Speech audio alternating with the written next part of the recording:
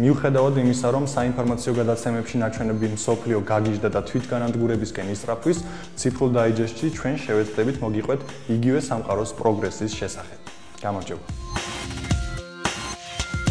თავარი არ არის როგორ ეცემი, თავარია როგორ დგები. მორიგ სიახლეში გავიგებთ, რომ სწორედ ამ პრინციპით მოქმედებს კომპანია Virgin Galactic. Virgin Galactic იუწყება, რომ კოსმოსურ ხომალდ Unity-ს მიწისზედა ცდები დასასრულს უახლოვდება და დასრულდება აგვისტოში, რაც ნიშნავს იმას, რომ დროა ცდები ცაში დაიწყოს. კოსმოსური ხომალდი Unity დაანონსებული იყო როგორც შემცვლელი სამხრეთ-დასავლეთ ამერაში მდებარე მოავის უდაბნოში ჩამოვარდნილი ხომალდისა Spaceship 2. ამ დროისთვის Unity ფინალური ტესტირებების სტადიაზეა. მოსალოდნელია, რომ ხომალდი სრულფასოვან ფრენებს უკვე მომდევნო წელს შეძლებს. მიუხედავად იმისა, რომ გაფრენის თარიღი ჯერ არ არის გამოცხადებული, უკვე 700-ზე მეტი ბილეთია გაყიდული. ერთი ბილეთის ღირებულება 250,000 ამერიკულ დოლარს შეადგენს. გაფრენის მსურველთა შორის არიან Lady Gaga, Justin Bieber, Leonardo DiCaprio და სხვები.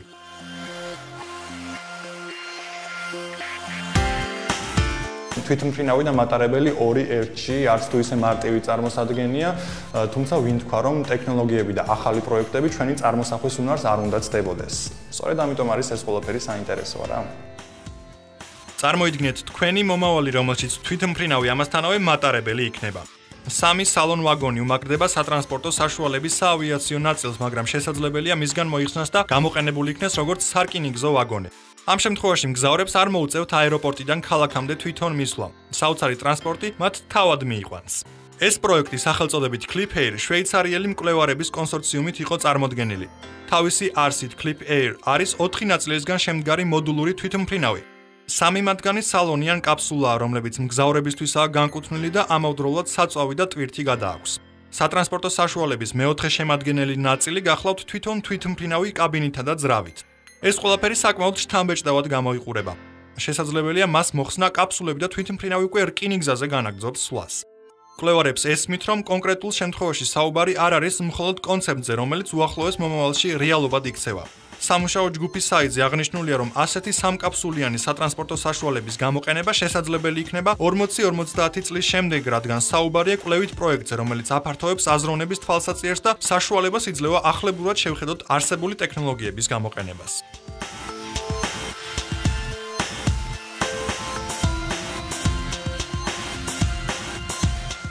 იყო კოსმონავტი ეს ბავშვების ერთ-ერთი ყველაზე პოპულარული ოცნებაა და არა მარტო. თუმცა ბევრს არ ესმის, რომ ეს პროფესია მოითხოვს უდიდეს ძალისხმევას და მსხვერპლს, ასე რომ ეს ყველაფერი უდაოდ დასაფასებელია. საიდუმლო არ არის, რომ ხანგრძლივი კოსმოსური ფრენები ნეგატიურად აისახება ადამიანის ჯანმრთელობაზე, მათ შორის მხედველობაზეც. ამის მაგალითია ჯონ ფილიპსი, რომელმაც 9 წელიწადზე მეტი დაჰყო საერთაშორისო კოსმოსური სადგურის ბორდზე და აღმოაჩინა, რომ მისმა მხედველობამ ფრენის განმავლობაში 1-დან 0-დან 0,1-მდე მოიკლო. ფილიპსის მაგალითი არ გახლავთ ერთადერთი. მეცნიერთა მონაცემებით ასტრონავტების დაახლოებით 80% მიდრეკილია ეგრეთ წოდებული მხედველობის დარღვევის სინდრომისკენ შიდა ქალის წნევის გამო. მაგრამ ეს მხოლოდ ვარაუდია, რომელსაც დამტკიცება სჭირდება. მიწაზე დაშვების შემდეგ ჯონ ფილიპს ჩაუტარდა მაგნიტორეზონანსული და ბადურის სკანირება, რის შედეგადაც გაირკვა, რომ მისი თვალის უკანა ნაწილი გახდა უფრო ბრტყელი. ბადურამ ოდნავ წინ წამოიწია. აგრეთვე დაიწყო მხედველობითი ნერვის ანთება და გაჩნდა ქორიალალური ნაკეცები. მეცნიერები ვარაუდობენ, რომ ეს პროცესები უწონადობის შედეგია, მაგრამ გარკვეულ მიზეზთა გამო ამის დამტკიცება ჯერჯერობით არ შეუძლიათ. ინჟინერი ბიომეცნიერების დარგში როს ეტიე მუშაობს მოწყობილობაზე, რომელმაც ასტრონავტებს უნდა დააღწევინონ თავის სინდრომის ნეგატიური შედეგებისგან, იმით, რომ უწონადობისას ადამიანის სისხლის მიმოქცევას ფეხებისკენ მიმართავს. ასევე არსებობს ალბათობა იმისა, რომ შიდა ქალის წნევის გაზომა შესაძლებელი იქნება ულტრაბგერის მეშვეობით და სპეციალური იმპლანტით. ამ პრობლემასთან გამკლავებით მეცნიერები ბოლოს და ბოლოს გაარკვევენ, რამდენად დიდხანს შეძლებენ ადამიანები კოსმოსში ყოფნას.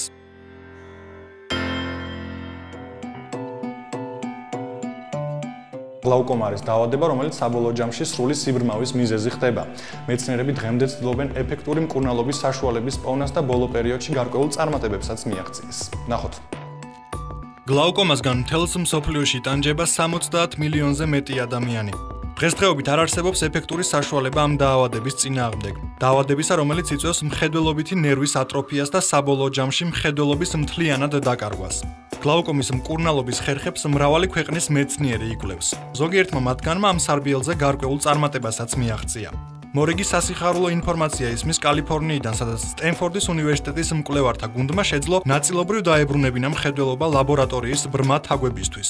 კვლევების პროცესში ამ ამოცანის ამოსახსნელად გამოიყენეს სხვადასხვა აპრობირებული მიდგომა. როდესაც თაგვებს უჩვენებდნენ წრეს, რომელიც ფართოვდებოდა, ისინი გარბოდნენ თავშესაფარში. ეს ადასტურებს მხედველობის ნაწილობრივ აღდგენას. რასაკვირველია, გამარჯვების ზეიმი ჯერ ნაადრევია, თუმცა ამ კონკრეტული ექსპერიმენტის წარმატება კიდევ ერთი ნაბიჯი გახდა გლაუკომის დაძლევის ეკლიან გზაზე.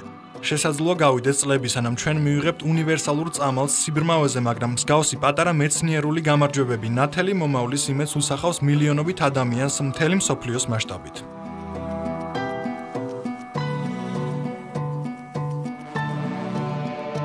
კოსტუმი, რომელიც სუპერ ძალას გაძლევთ, ეს ძირითადად კომიქსების სფეროა და კერძოდ ტონი სტარკის, თუმცა ეს სულაც არ ნიშნავს იმას, რომ ჩვენ სამყაროშიც მსგავსი რამ შეუძლებელია.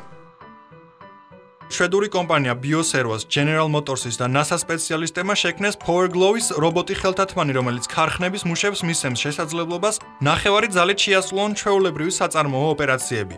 მონაცემთა კომბინაციის გამოყენებით, რომლებიც ფუნქციონირებს ნერვების, კუნთების და მყესების მსგავსად, Power Glow იძენს ცოცხალი ხელის მოქნილობას და მოხერხებულობას და ამატებს მას დაუჯერებელ ძალას. ხელთათმანი რობოტი კომპაქტური კვების წყაროს მეშვეობით მოდის მოძრაობაში, რომელიც წელზეა მიმაგრებული. მოწყობილობა 4.5 კილოგრამამდე მისცემს დამატებით ძალას იმათ, ვინც დაკავებულია ხანგრძლივი ფიზიკური შრომით. გამოგონება გამოიყენება მუშებს შორის, რომლებიც დაკავებულნი არიან გადამამუშავებელი მრეწველობით და საქმე აქვთ მძიმე ხელსაწყოებთან. ასევე მისი ხმარება შესაძლებელია რობოტიზირებულ ქირურგიაში, როდესაც ექიმს უწევს მრავალსაათიანი ოპერაციის გაკეთება.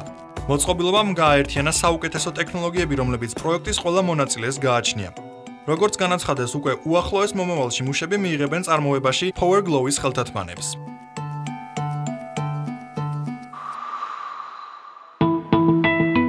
თუ ახლო მომავალში იქნებით გამონაკლისად, თქვენს ავტომობილს არ ექნება ავტომატური პარკირების სისტემა, როგორც ჩანს, არც ამ შემთხვევაში მოგიწევთ დროის ხარჯვა, რადგან ჩინეთში უკვე დაიწყო მუშაობა პარკინგის სისტემაზე, რომელიც თავად დაიტევს თქვენს მანქანას. როგორც ჩანს, მსხვილ ოტელებსა და რესტორნებში მომუშავე ახალგაზრდები, რომლებიც ავტომფლობელებს მანქანების პარკირებაში ეხმარებიან, საქმის გარეშე დარჩებიან, რადგან მოუწევთ თავიანთი სამუშაო ადგილების დათმობა თანამედროვე პარკირების ავტომატებისთვის, რომლებიც ახლახანს იქნა შემუშავებული ჩინურ რობოტექნიკის ქარხანა ოფენში. ავტომატი მუშაობს სრულიად დამოუკიდებლად და არ მოითხოვს ოპერატორ ადამიანის დახმარებას და წარმოადგენს ამწე პლატფორმას ბორბლებზე. მცირედით გრძელს, ვიდრე სტანდარტული მსუბუქი ავტომობილებია. მოწყობილობის ტვირთგამძლეობა შთამბეჭდავია, სიმპათიურ იასამნისფერ ფორანს შეუძლია ზიდოს 2 ტონამდე, რაც გაცილებით აღემატება ჩვეულებრივი მსუბუქი მანქანის წონას. პლატფორმა გადაადგილდება 1 მეტრ წამში სიჩქარით. მანქანის მფლობელს არც კი მოუწევს პარკირებაზე შესვლა. საკმარისია დატოვოს სატრანსპორტო საშუალება შესასვლელთან და პლატფორმა თვითონ დაინახავს მას. წაიყვანს, დააყენებს თავისუფალ სადგომზე, სწრაფად მიიყვანს გასასვლელამდე და საჭირო დროს დაუბრუნებს მფლობელს კუთვნილ ავტომობილს. ჭკვიანი მანქანა მოხარულია მოემსახუროს არამხოლოდ მძღოლებს, არამედ ავტოსადგომების მფლობელებსაც. ამ დროს ხდება ადგილის ეკონომია და მანქანები ნაწილდება 40%-ით უფრო ეკონომიურად, ვიდრე ეს ხდება ადამიანების მუშაობისას. წარმოებელი აღნიშნავს, რომ ამჟამად ასეთი სასარგებლო მოწყობილობის წარმოება საკმაოდ ძვირი ჯდება. ერთი პარკირების ადგილის აღჭურვაში დაახლოებით 10,000 ამერიკული დოლარი იხარჯება. მიუხედავად იმისა, თუ გავითვალისწინებთ ჩინურ ავტოსადგომებზე ტარიფების ზრდის ტენდენციას, მიმდინარე ფასების შემთხვევაში ავტომატი მის შეძენის ხარჯებს მხოლოდ 7 წელიწადში დაფარავს.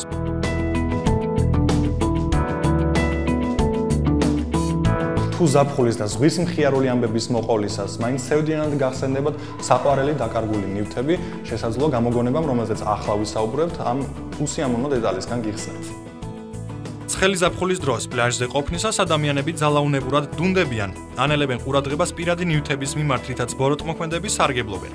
განსაკუთრებულად აქტუალურია ეს ყველაფერი ცურვისას, როცა ნივთები ყურადღების გარეშე რჩება. მარკალ და კრისტალ დოკუნჰებმა დაამუშავეს მოწყობილობა Beach Wall, რომელსაც სამართლიდან შეიძლება დაერქვას პლაჟის სეიფი. ის წარმოადგენს 15-დან 30 სანტიმეტრამდე ზომის ცილინდრის ფორმის კონტეინერს, სადაც ყველა ნივთი თავსდება, რომელთა დაკარგვა ყველაზე არასასურველია. კონტეინერი ქვიშაში იხრახნება და ჰერმეტული თავსახურით იხურება. მას შემდეგ, რაც სეიფს სახურავს დაადგამენ და ფასეული ნივთები საიმედოდ შენახულია, ის შეიძლება დაიხუროს საფენით. მაგრამ მაინც საჭიროა ერთი პირობის შესრულება. დადგმის მომენტში დასაცავია სიფრთხილე და როდესაც იყენებთ კონტეინერს, ზედმეტად არ უნდა მიიქციოთ გარშემო მყოფთა ყურადღება. გაჯეტის შეძენა შეგიძლიათ მხოლოდ $39.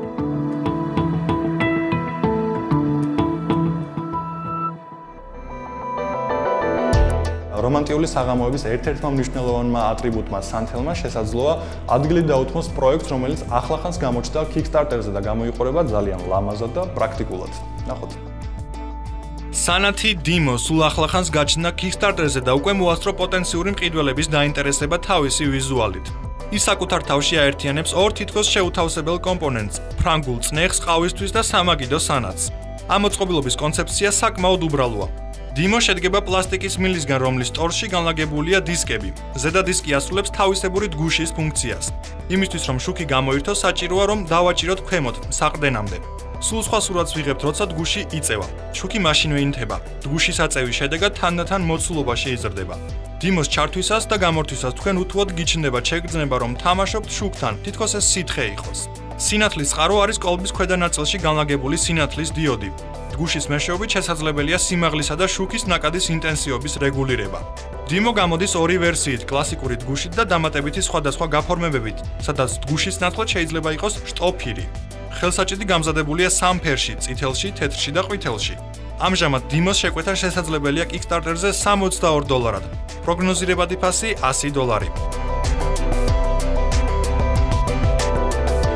ჩვენი სამყაროს ტონი სტარკმა, ელონ მასკმა კვირას Twitter-ში განაცხადა, რომ უახლოეს მომავალში გამოაქვეყნებს Tesla-ს გასაიდუმლოებული გეგმის მეორე ნაწილს, რომლის დამუშავებაც უკვე დასასრულს უახლოვდება.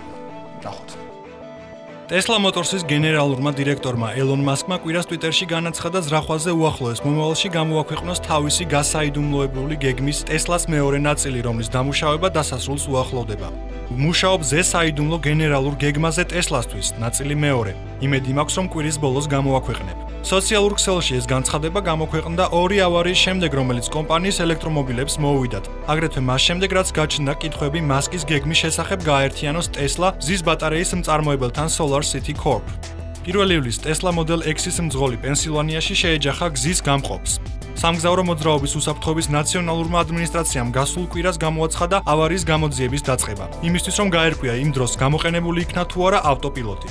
ინფორმაციაზე დაყრდნობით, რომელიც ახლა გვაქვს, არ არსებობს არანაირი საფუძველი მივიჩნიოთ, რომ ავტოპილოტის რეჟიმს ამ ავარიასთან რაიმე კავშირი ჰქონდა. ამტკიცებს Tesla. ინციდენტი მოხდა უსაფრთხოების ნაციონალური ადმინისტრაციის განცხადების შემდეგ, რომელიც ეხებოდა წინა ინციდენტის გამოძიების დაწყებას, რომელიც ტრაგიკულად დასრულდა ფლორიდაში. წინა თვეს Tesla-მ განაცხადა Solar City-ს შესაძლო ყიდვაზე, რომელშიც მასკი გვევლინება თავმჯდომარისა და მთავარი აქციონერის როლში. მასკის სიტყვებით გარიგება Tesla-ს მისცემს შესაძლებლობას გამოვიდეს მყარი ენერგიის მიმწოდებელი წყაროების ბაზარზე სახლებისთვის და კომპანიებისთვის. ჯონ ჩანოსმა კაინიკოს Associates-დან შემოთავაზებულ გარიგებას კორპორაციული მმართველობის სამარცხვინო მაგალითი დაარქვა.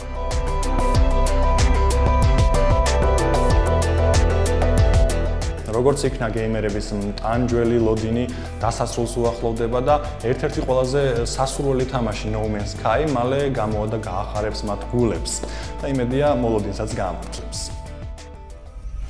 Amazon-ის მყიდველთა ვერსიით ამ წლის ყველაზე სასურველი თამაშის რელიზი პლანეტების კვლევის სიმულატორი No Man's Sky მეტად აღარ გადაიდება. Hello Games-ის თანადამფუძნებელი და თამაშ Miuray-ის დამუშავების დირექტორი თავის მიკრობლოგში იუწყება, რომ თამაში გაგზავნილია საბეჭდ საამქროში. პრემიერა შედგება დათქმულ დროს 2016 წლის 9 აგვისტოს ამერიკის შეერთებულ შტატებში და 10 აგვისტოს ევროპაში პერსონალურ კომპიუტერზე და PlayStation-ზე. ეს მოხდა დაწერა Miuray-მ. No Man's Sky ამ წუთას წავიდა ოქროზე. მე წარმოუდგენლად ამაყი ვარ ჩვენი პატარა გუნდით, 4 წელი დატვირთული ემოციებით. ამ ცნობას ხელმძღვანელმა ფოტო დაურთო, სადაც ის დანარჩენი თანამშრომლების გარემოცვაში აჩვენებს Master Discs. No Man's Sky-ს უწოდებენ AAA კლასის პირველ ინდ თამაშს. ის იყიდება მსხვილბიუჯეტიანი პროექტების სტანდარტულ ფასად, $60. თამაშის კონცეფცია შთაგონებული იქნა აიზეკ აზიმოვის, არტურ კლარკის და რობერტ ჰაინლანდის ნაწარმოებებით. გეიმპლეიზე კი ძლიერი ზეგავლენა მოახდინა 1984 წლის ელიტმა. No Man's Sky სათამაშო პროცესი დგას 4 ძირითად ფაქტორზე: კვლევა, გადარჩენა, ბრძოლები და ვაჭრობა. მომლენები სამყაროში ხდება პროცედურულად, რომელიც მოიცავს 18 კვინტილიონ პლანეტაზე მეტს, საკუთარი ეკოსისტემით, მშენებლობებით, ფრაქციებითა და რესურსებით, რომლის ნახვას 5 მილიარდი წელი მოუნდებოდა. სხვადასხვა მასალების შეგროვების შედეგად გეიმერები შეძლებენ გააუმჯობესონ აღჭურვილობა და იყიდონ ახალი ხომალდები, რომლებიც მისცემს საშუალებას მიაღწიონ ადრე მიუწვდომელ ადგილებს. უმეტესად მოთამაშეები გამოიკვლევენ სამყაროს ცალ-ცალკე. შემქმნელების სიტყვებით, სამყაროს მასშტაბების გამო სხვა მომხმარებელთან შეხვედრის შანსი 0-ის ტოლია. მაგრამ გეიმერები შეძლებენ ერთმანეთში ვაჭრობას. No Man's Sky რელიზამდე მრავალი სასიამოვნო გამოხმაურება მიიღო. მან გაიმარჯვა I3-ზე 2014 წელს პრემიის კატეგორიაში საუკეთესო ორიგინალური პროექტი და საუკეთესო დამოუკიდებელი თამაში. საბოლოო ჯამში სიმულატორმა მიიღო 50 ჯილდოზე და ნომინაციაზე მეტი. გარდა ამისა, The Game Awards-ის ვერსიის მიხედვით გახდა ყველაზე სასურველი თამაში.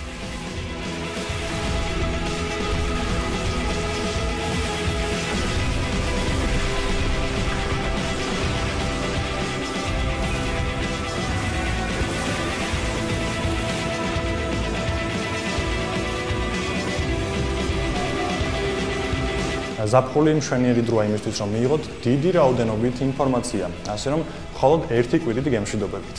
ნახვამდის.